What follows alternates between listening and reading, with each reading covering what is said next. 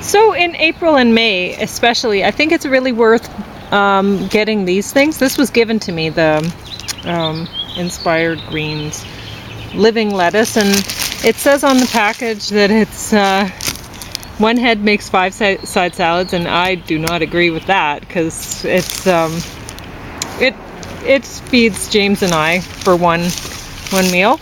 But anyway, I'll put that inside there in a minute, because I'm having a hard time lifting the, well, okay, there we go. So there's the lettuce. I got that in there. I didn't, because this is a trio. With the other ones that is just one lettuce in the package, it's easier to harvest more of it. But with this, I don't want to cut off too much of the growing tips, so I can't just take and slice up the sides too easily. So I have to leave quite a bit of it, but that's okay, because I'll be harvesting it probably next week and the week after, stuff like that. And I can see there's some little guys here. It's easier to pull them out now, these little tree seedlings. So we're getting rid of those. And not too much besides the tree seedlings that, I mean, I have an elm tree right close to here. So so the tree seedlings are up, but not much else. I have there's a lettuce that came up. But not too much in these bales. I didn't plant these ones until later, so that's why. But anyway, we'll see. But I noticed that there's, when I was walking by earlier, I noticed, I don't know if you can see it pass through there, but there's a tulip, which is blooming, and it looks really nice because it's red. So it's nice to look past there. And I still haven't moved my purple chairs onto the deck because I still haven't painted them. But the cherry tree it doesn't look quite as pretty as it did. See the petals come off easily now. They're ready to go. So they've lost a lot of petals, and it doesn't look quite as showy as it did earlier. But the tulips are going pretty nicely. And I really like the look of that, you know, the tulips, and then there's still a few grape hyacinth blooming back there, and they look lovely. And I don't know if you can see the periwinkle blooming back in the corner. I'll just take you over there.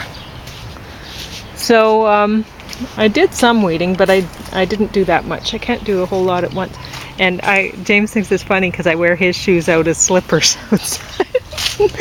But anyway, I feel bad for the onions when they start trying to grow, so I planted them out here. And I should have planted them deeper. He'll manage, or he won't. But I have to go through and weed all of the creeping bellflower out from here, because this is terrible. I don't know if it's every neighborhood in this city, but boy oh boy, there's at least my neighborhood, it's everywhere. You can see it growing, and not supposed to grow this stuff, and it's really hard to get rid of it. So you just have to keep plugging away at it. And there's some places in my yard where I have landscape fabric, which will keep it controlled. But once that, like if you get the 5-year landscape fabric, which is what I'd suggest, once it breaks down, well, it's just going to come up again. You need to put more down.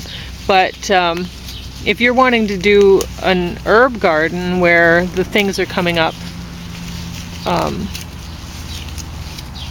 naturally, then your variegated, or this stuff's going to come up too.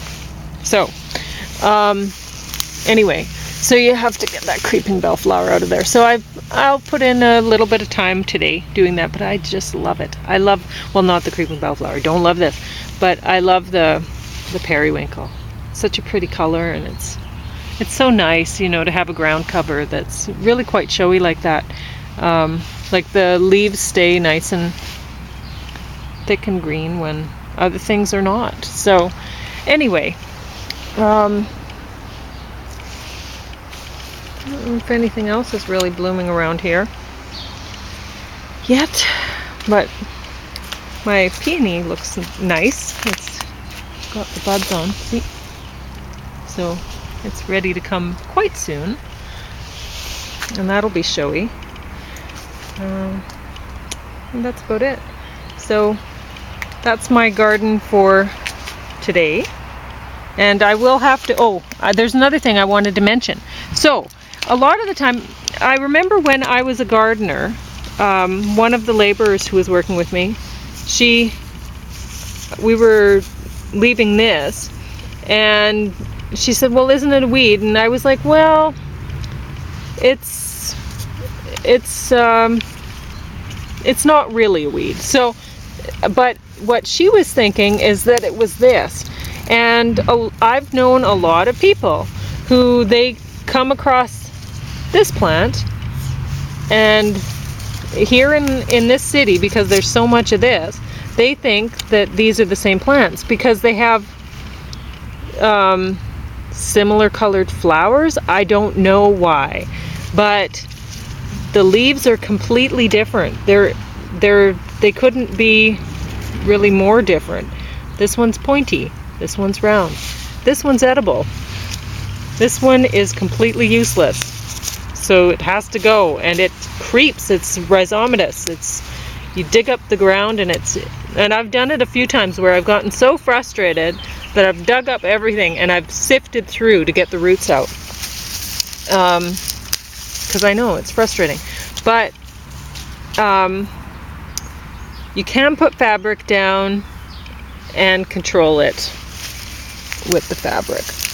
It's just, I don't necessarily want to use fabric everywhere. I like a natural looking garden, and unfortunately here that requires some weeding in the city. But one thing is, if you have it under control by about the first week of June, then it's going to be under control for the season, really. It's here in this town. So just make sure you get after it, and you have to get it done by the first week of June. You just have to, or you're gonna be fighting with it. So and it's a beautiful time to be out in the yard right now.